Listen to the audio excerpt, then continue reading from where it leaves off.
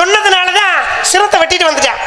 அப்ப இந்த தண்டைய கொடுத்தாங்கல்ல, இந்த தண்டைய கொடுத்த போது 2 தண்டையும் கொடுத்து அனுப்பியிருக்க வேண்டியதானே? எது ஏன் ஒரு தண்டையை கொடுத்து அனுப்புனாங்க?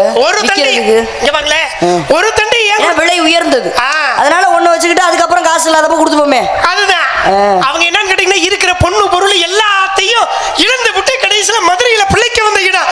காட்டுக்குள்ளே வந்த மான தப்ப விட்டு வந்திருக்கார் வீடு வரு மான்னு.